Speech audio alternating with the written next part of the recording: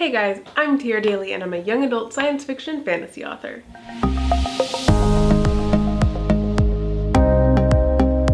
I'm here today with 3 tips on character descriptions, setting descriptions, and where to insert a flashback, or just more information or backstory in general. So the other day I picked up a couple books to read. I picked up Heart of Iron by Ashley Poston and V.E. Schwab's A Darker Shade of Magic. While reading the opening pages of these books, I was also reworking the opening pages of my own book. And it kind of helped me realize some things that might help me work the beginnings of my own pages. Kind of brainstorm new ways to do things. And I want to bring those tips to you guys because I reworked my pages and I brought it to a conference and I read those first pages and it went off without a hitch. People loved them. So I want to bring those tips to you guys. I think that each of these tips could be a video of its own, but hey, that's not what we're doing today. So settle in, and I've got 3 tips for you. Number 1, descriptions of characters. Now there are so many ways to describe characters, and there's no right way to do it. There's no right way to write a book. We're all just mucking about, trying to do the best we can, and we all have different styles and voices, and that's fine. So take all of these tips as like a grain of salt kind of thing and use them to brainstorm with your own writing. So you can have a full-blown description of a character so that the reader knows exactly what they look like down to every last detail, including their moles and wrinkles. Or you can give them a few key details like hair color or body type or something like that and let the reader fill in the rest. Or you can have no description whatsoever of your characters, and you could just focus on feelings that that character is going through during the scene. I've seen this no description of the character thing more often with main characters, and side characters tend to have a little bit more description, but hey, this is your book, that's your prerogative. Every writer does it different, and what's more, every reader is hoping for a different style when it comes to describing a character. Some people want that full-blown description so they know exactly what they're getting when they're reading your character. And some people don't mind just a few details. They don't mind filling it in themselves. Now, when I picked up those 2 books that I mentioned earlier, Heart of Iron and A Darker Shade of Magic, I didn't realize what I was in for. They both described characters really differently. So I wanted to read a couple examples. In Ashley Poston's work, she does a couple things. With her main characters, she only gives a few key details and kind of barely describes them and lets you fill it in the rest. But there's one character that she gave a full-blown description on. Anna drank the woman in, from the delicate wrinkles across her face to her silvery white hair pulled back into a simple bun, making her cheekbones look sharp enough to cut. Her skin was the color of soft earth and speckled with age, her hands bony knobs. She looked old, but in a terrifying and timeless way. The way mountains looked old but immovable. Now when I read V.E. Schwab's work, she doesn't give a lot of information right off the bat. You know, she gives a couple key details, lets you fill it in, and later she might add a little bit more to it, and it makes the writing a little bit more lyrical. But she did something else that I noticed with a couple of her side characters. The first one. The owner of the stone's throw was built like a brick wall, if a brick wall decided to grow a beard. Tall and wide and impressively steady. No doubt Baron had seen his share of strange, but it never seemed to faze him. The second one is a description of Holland. He didn't know if it was evenness in the man's tone, or his strangely faded appearance, or his haunted eyes, one black of course, the other a milky green. Or perhaps it was the way he seemed to be made more of water and stone than flesh and blood and soul. So this brings me to kind of my first tip. The first thing that I learned and realized as I was reading that helped me shape my own descriptions in my first pages. What I learned from V.E. Schwab is that she compares her characters to inanimate objects.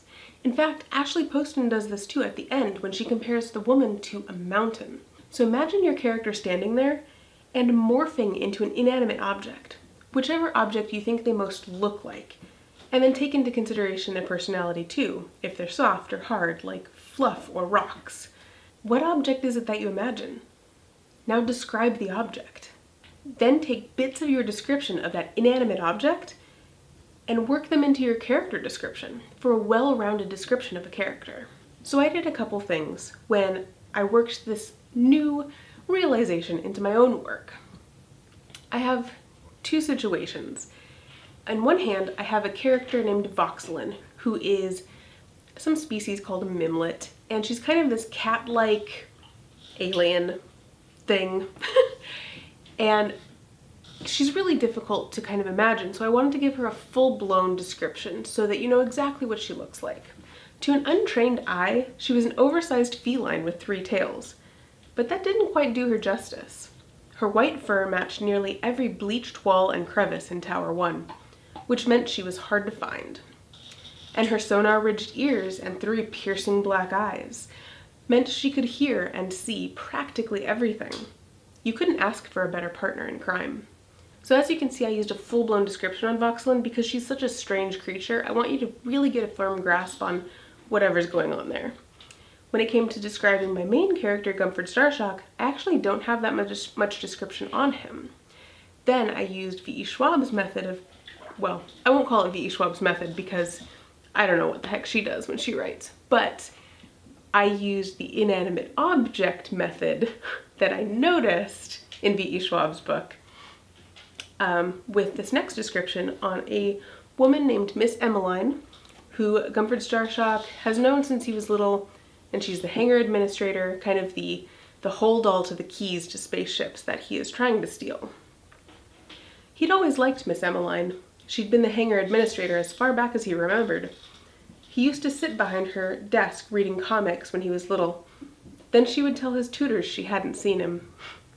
It was like someone had stuffed a bucket of sunshine into a body and topped it with a curly wig. It made stealing from her even worse.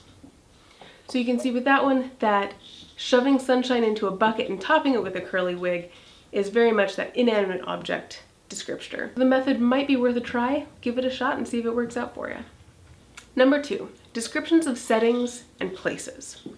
Now, like characters, there are a million ways to describe things. The goal here is that you don't want to say too much and you don't want to say too little. And there's no rules, I know. And it also depends on your own voice and your style and even what genre you're writing in. But as I was reading through all of these books and working on my first chapters and my own setting descriptions, I realized something to kind of brainstorm and play with.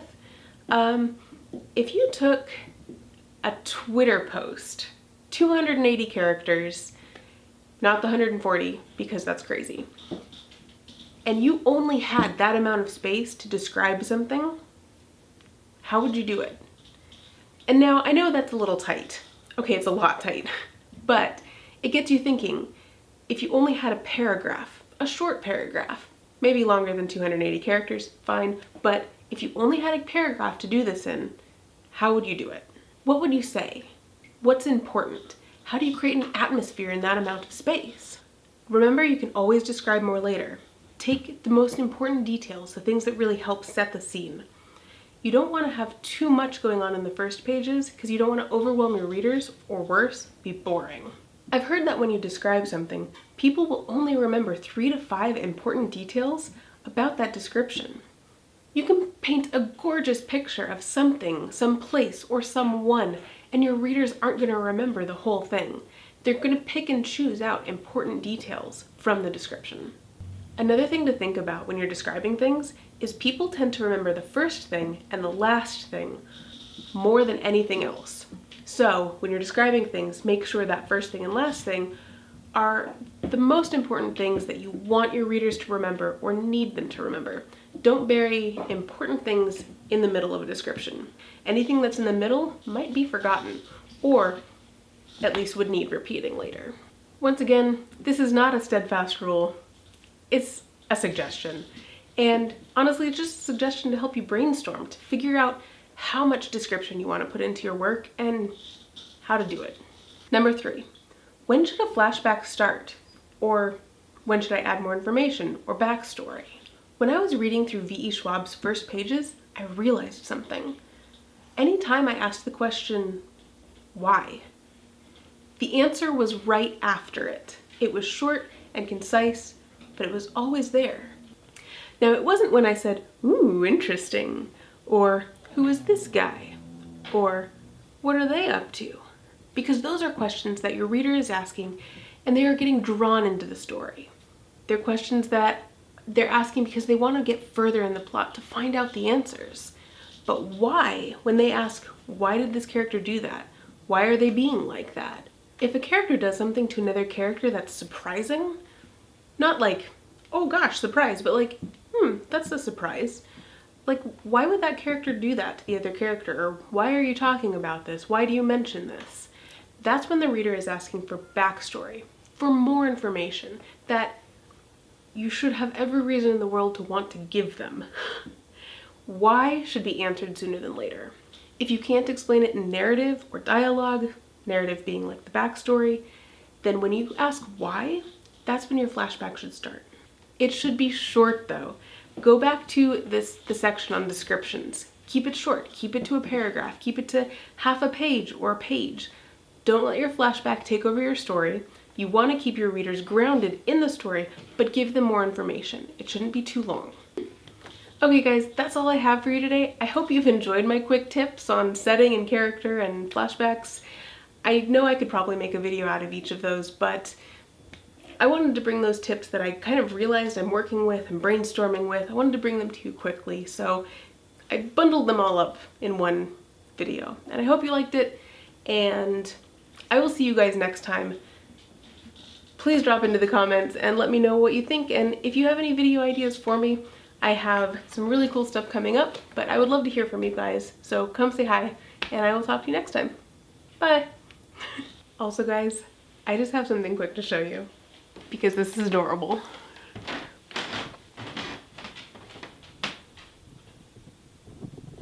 Huxley has been laying there this entire time.